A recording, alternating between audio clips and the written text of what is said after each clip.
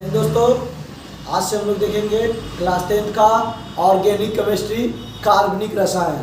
कार्बनिक रसायन सबसे पहले ऑर्गेनिक केमिस्ट्री कहते किसको हैं, यानी कार्बनिक रसायन कहते किसको हैं। तो देखिए, कार्बनिक रसायन रसायन शास्त्र का वह भाग है जिसमें किसी यौगिक के गुण, रचना एवं अभिक्रियाओं के बारे में अध्ययन करते हैं। क्या बोले? कार्बनिक रसायन रसायन शास्त्र का वह भाग है जिसमें किसी कार्बनिक यौगिक के, कौन सा यौगिक? कार्बनिक यौगिक के गुण, रचना एवं अभिक्रियाओं के बारे में अध्ययन करते हैं। क्या कहलाता है? कार्बनिक रसायन कहलाता है। इसी बात को हम लिखते हैं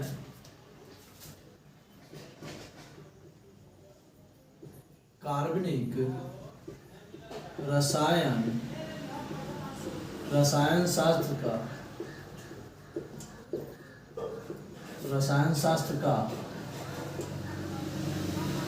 वह भाग है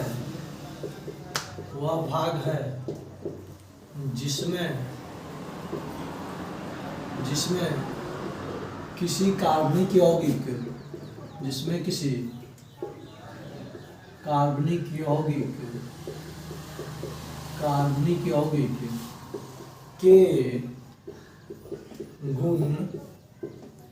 रचना एवं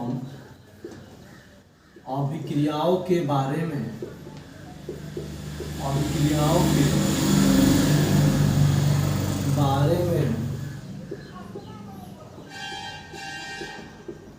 अध्ययन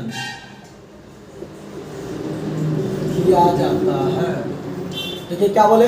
कार्बनिक रसायन रसायन शास्त्र का वह भाग है जिसमें किसी कार्बनिक यौगिकों के गुण, रचना एवं अभिक्रियाओं के बारे में क्या करते हैं? अध्ययन करते हैं। तो इसी को बोले organic chemistry, that branch of science in which study about properties, composition and reaction is called क्या? Organic chemistry.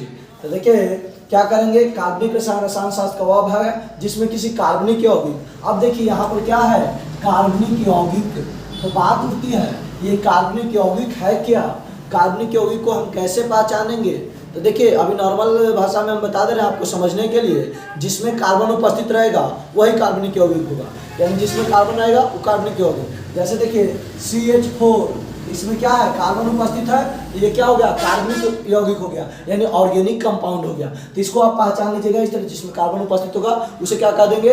कार्बनिक यौगिक। अभी हम आगे बताएंगे उसका कार्बनिक यौगिक का लिखवा कर, फिर उसमें कुछ एलिमेंट कंपाउंड को लिखवा देंगे, ठीक है। तो देखिए, ये जो कार्बनिक यौगिक हो गया उसके गुण को जानेंगे, यानी उसका गुण क्या क्या है, उसकी रचना और उसके रिएक्शन को जानेंगे, यानी उसके अभिक्रिया के बारे में जानेंगे। तो ये सब जो पढ़ते हैं किसके अंतर्गत पढ़ते हैं? तो हम लोग ऑर्गेनिक केमिस्ट्री के अंतर्गत पढ़ते हैं। तो देखिए, अब इसके बाद हम लोग समझते, देखिए कार्बनिक रसायन का जो पिता कहा जाता है वर्जिलियस को कहा जाता है। कार्बनिक रसायन के पिता किसे कहा जाता है? तो वर्जिलियस को कहा जाता है, जिनका पूरा नाम जॉन जैकब वर्जिलियस है, जिसे जे वर्जिलियस भी बोलते हैं। John Jacob Berzelius. कार्बनिक रसायन के पिता किसे कहते हैं? तो जॉन जैकब वर्जिलियस को। किसे कहते हैं? जॉन जैकब वर्जिलियस को। अब इसके बाद हम लोग बात करते हैं यहीं पर कार्बन की। किसकी? कार्बन की। देखिए, कार्बन, सबसे पहले कार्बन है क्या? तो कार्बन जो है एक एलिमेंट है, यानी एक तत्व है। क्या है कार्बन? यह एक तत्व है। यह एक क्या है? तत्व है, यानी कार्बन जो है एक एलिमेंट है। जो मॉडर्न पीरियोडिक टेबल में मेरे 118 एलिमेंट है उसमें से ये क्या? एक तत्व है। तो कार्बन एक तत्व हो गया, ठीक। तो देखिए, कार्बन का जो सिंबल होता है, यानी संकेत होता है, कार्बन का जो सिंबल यानी संकेत हुआ तो वो C होता है। यानी कार्बन को जो हम लोग सिंबल से डिनोट करते हैं, किससे? C से। अब देखिए, कार्बन का जो परमाणु संख्या, एटॉमिक नंबर, कार्बन का परमाणु संख्या 6 होता है। कितना होता है? 6 होता है। जबकि परमाणु भार, एटॉमिक वेट, क्या? एटॉमिक वेट जो होता है 12 होता है। देखिए कार्बन क्या है, तो कार्बन एक तत्व है। कार्बन एक क्या है, तत्व है। कार्बन का जो सिंबल होता है वो सी होता है, यानी संकेत क्या हो गया, सी। कार्बन का परमाणु संख्या यानी एटॉमिक नंबर क्या हो गया, 6 हो गया। कार्बन का परमाणु भार एटॉमिक वेट कितना हो गया, 12। इसे कैसे लिखा जाता है, तो इसे ऐसे लिखा जाता है कार्बन 6 ऊपर लिखते हैं 12। देखिए आप यहाँ से कैसे जानिएगा कि कौन परमाणु संख्या है और कौन द्रव्यमान संख्या है, यानी क्या कौन परमाणु भाग है। देखिए प से परमाणु होता है, प से क्या होता है, परमाणु होता है। प से परमाणु और प से क्या होता है आपका, पैर होता है। तो देखिए पैर के पास जो रहेगा ना वो परमाणु संख्या रहेगा। कौन रहेगा, परमाणु संख्या। तो देखिए यहाँ पर नीचे कौन रहेगा, परमाणु संख्या। अदा से दिमाग होता है, अदा से द्रव्यमान संख्या होगा, यानी जिसको बोलते हैं परमाणु भार। तो कहाँ रहेगा, ऊपर। दिमाग के पास कौन रहेगा, द्रव्यमान संख्या। और पैर के पास कौन रहेगा, परमाणु संख्या। यानी नीचे देख लेंगे पैर के पास कौन है, तो परमाणु संख्या। द से दिमाग होता है तो ऊपर द्रव्यमान संख्या। प से पैर, प से परमाणु संख्या। तो पैर के पास कौन रहेगा, परमाणु संख्या। द से दिमाग, द से क्या होता है, द्रव्यमान संख्या। तो दिमाग के पास कौन रहेगा, द्रव्यमान संख्या। ठीक है, तो यहाँ से हम इसको ऐसे परमाणुिक सूत्र ये हो गया। ठीक, इसका अब देखिए इसका जब इलेक्ट्रॉनिक विन्यास निकालते हैं तो कार्बन का इलेक्ट्रॉनिक विन्यास क्या होता है, इलेक्ट्रॉनिक विन्यास, इलेक्ट्रॉनिक विन्यास,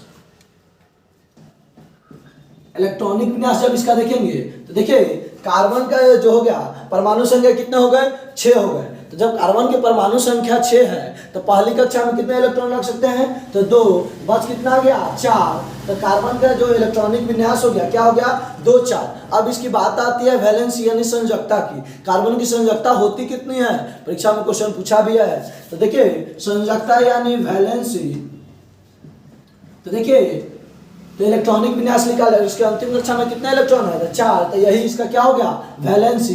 कार्बन की वैलेंसी क्या हो गई, तो 4। कार्बन जो है ना यह एक अधातु है। देखिए तो आप तो पढ़े होंगे धातु और अधातु में कि 5 6 7 जिसका रहेगा अंतिम कक्षा में वही होगा अधातु, लेकिन यहाँ पर 4। तो वहाँ पर आपको पढ़ाया गया होगा कि ये अपवाद में है। ठीक है, तब अब आगे हम लोग देखते हैं इसके आगे। तो यहाँ तक जहाँ तक उम्मीद होगी कि आपको समझ में आ गई होगी, देखते हैं आगे। देखिए इसके बाद हम लोग इस कार्बनिक यौगिक को समझते हैं। ये कार्बनिक यौगिक कहते किसको हैं, इस बात को समझते हैं हम लोग।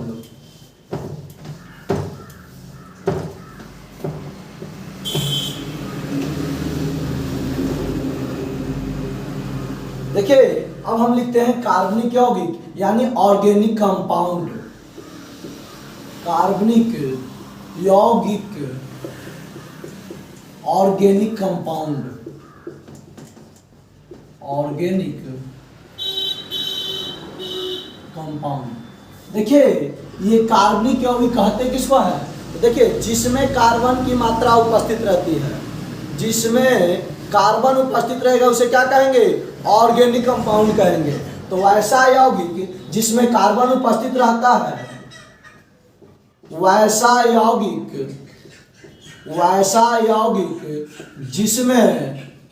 जिसमें कार्बन उपस्थित रहता है, उपस्थित रहता है, उसे कार्बनिक यौगिक कहते हैं। उसे क्या कहते हैं, कार्बनिक यौगिक कहते हैं।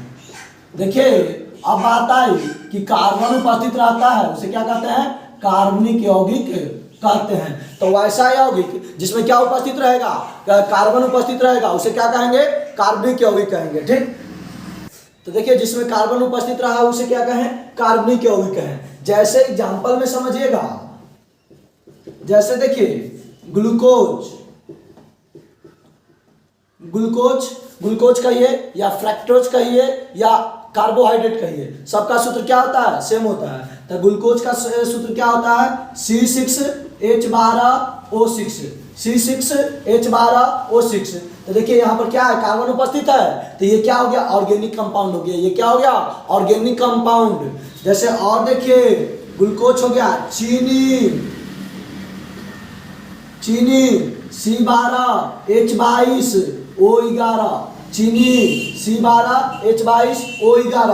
तो ये क्या हो गया, देखिए तो इसमें कार्बन उपस्थित है, तो इसमें भी कार्बन उपस्थित है, तो इस तरीके से क्या कहेंगे, ऑर्गेनिक कंपाउंड। यानी क्या बोले, जिसमें कार्बन उपस्थित रहेगा उसे क्या कहेंगे, ऑर्गेनिक कंपाउंड। और एग्जांपल समझिए, जैसे मेथेन,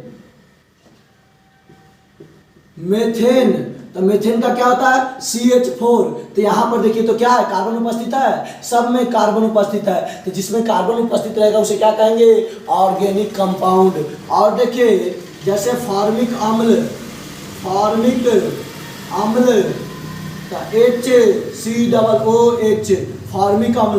तो फॉर्मिक अम्ल का सूत्र क्या होता है, HCOOH। यहाँ पर भी कार्बन उपस्थित है, तो इसमें भी कार्बन उपस्थित हो गया। जैसे और देखिए एसिटिक अम्ल CH3COOH। तो यहाँ पर भी देखिए कार्बन उपस्थित है, तो जिसमें कार्बन उपस्थित रहेगा उसे क्या कहेंगे, ऑर्गेनिक कंपाउंड। तो यहाँ पर आपको कुछ फार्मूला भी मिला, क्या ग्लूकोज का सूत्र क्या होता है C6H12O6, चीनी का सूत्र क्या होता है C12H22O11, मेथेन का सूत्र क्या होता है CH4, फॉर्मिक अम्ल का सूत्र क्या होता है HCOOH, एसिटिक अम्ल का सूत्र क्या होता है CH3COOH। तो देखिए इस सब में क्या है, कार्बन उपस्थित है, तो जिसमें कार्बन उपस्थित रहेगा उसे क्या कहेंगे, तो ऑर्गेनिक कंपाउंड कहेंगे। उसे क्या कहेंगे, ऑर्गेनिक कंपाउंड कहेंगे। अब देखिए ये जो ऑर्गेनिक कंपाउंड है, तो ये जो ऑर्गेनिक कंपाउंड हुए ये दो जगह से हमको प्राप्त होते हैं, कुछ वनस्पति जगत से प्राप्त होते हैं और कुछ प्राणी जगत से प्राप्त होते हैं। तो देखिए वनस्पति जगत और प्राणी जगत, तो देखिए प्राणी जगत कहने का मतलब क्या हो गया, वैसा कार्बनिक यौगिक जो जीव जंतु से प्राप्त होता है, वैसा कार्बनिक यौगिक जो जीव जंतु से प्राप्त होता है उसे क्या कहेंगे, प्राणी जगत कार्बनिक यौगिक, ठीक। और वनस्पति जगत कार्बनिक यौगिक की बात करते हैं, यानी वैसा कार्बनिक यौगिक जो पेड़ पौधे से प्राप्त होता है, यानी हमको जो पेड़ पौधे से मिलेगा ना उसको वनस्पति जगत कार्बनिक यौगिक में डालेंगे, ठीक। तो अब आगे हम वही देखते हैं।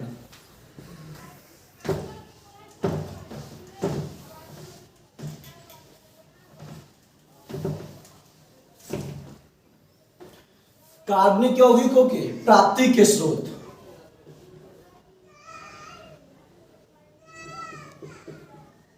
कार्बनिक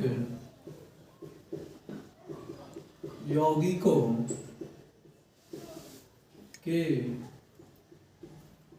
प्राप्ति के स्रोत, यानी कार्बनिक यौगिक हमें किस चीज से मिलता है, इसको हम लोग देखते हैं। तो देखिए कार्बनिक यौगिक के जो प्राप्ति के स्रोत है वह दो स्रोत है। पहला क्या है, प्राणी जगत कार्बनिक यौगिक। पहला क्या है मेरे पास, तब प्राणी जगत कार्बनिक यौगिक, पहला है प्राणी जगत कार्बनिक यौगिक।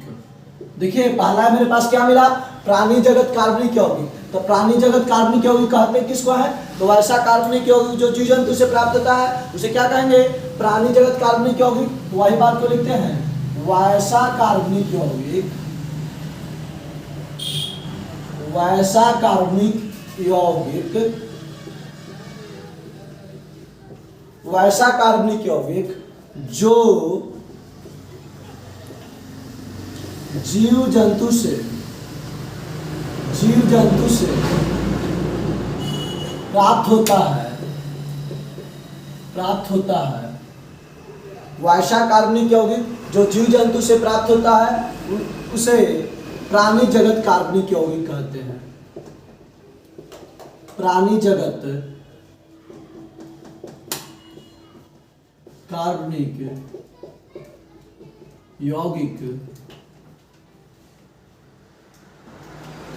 कहते हैं। क्या बोले, वैसा कार्बनिक यौगिक जो जीव जंतु से प्राप्त होता है उसे क्या कहते हैं, प्राणी जगत कार्बनिक यौगिक। जैसे आप एग्जांपल में समझिए, देखिए एग्जांपल में जैसे देखिए फॉर्मिक अम्ल HCOOH, इसको क्या बोले, फॉर्मिक अम्ल। क्या बोले, फॉर्मिक अम्ल। ये जो फॉर्मिक अम्ल है ये किससे प्राप्त होता है, तो हमको ये जीव जंतु से प्राप्त होता है। किससे, तो लाल चींटी के डंक में, लाल चींटी के डंक में हमको कौन मिलता है, तो फॉर्मिक अम्ल यानी विषैला चींटी होता है, लाल जो वाला जो चींटी रहता है वो कैसा होता है, तो विषैला होता है। तो फॉर्मिक अम्ल हमको कहाँ से प्राप्त होता है, तो लाल चींटी के डंक में। तो चींटी क्या है, जीव जंतु है, ठीक। उसी प्रकार मेथेन भी हो गया CH4। तो देखिए आगे चल के हम बताएंगे कि मेथेन जो है प्राणी जगत कार्बनिक यौगिक से भी प्राप्त होता है और वनस्पति जगत कार्बनिक यौगिक से भी प्राप्त होता है, ठीक। तो ये हो गया प्राणी जगत कार्बनिक यौगिक। हम यहीं पर देखते हैं प्राणी जगत कार्बनिक यौगिक हो गया।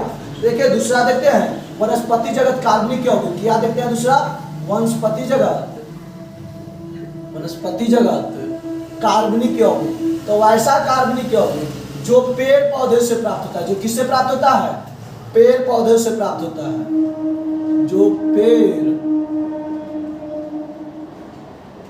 वैसा कार्बनिक यौगिक जो पेड़ पौधे से प्राप्त होता है उसे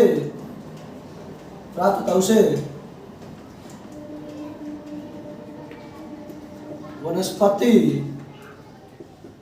जगत कार्बनिक यौगिक कहते हैं। उसे क्या कहते हैं, वनस्पति जगत कार्बनिक यौगिक। यानी वैसा कार्बनिक यौगिक जो हमें पेड़ पौधे से प्राप्त होगा उसे वनस्पति जगत कार्बनिक यौगिक कहते हैं। जैसे आप देखिए चीनी किससे प्राप्त होता है, तो हमको चीनी यानी गन्ना से प्राप्त होता है। तो गन्ना क्या पेड़ पौधा है, C6H12O6 यानी क्या हो गया, चीनी, ठीक। मेथेन CH4 यानी मेथेन। तो यहाँ पर हम देखें मेथेन जो है प्राणी जगत से भी मिल रहा था, वनस्पति जगत से मिल रहा है।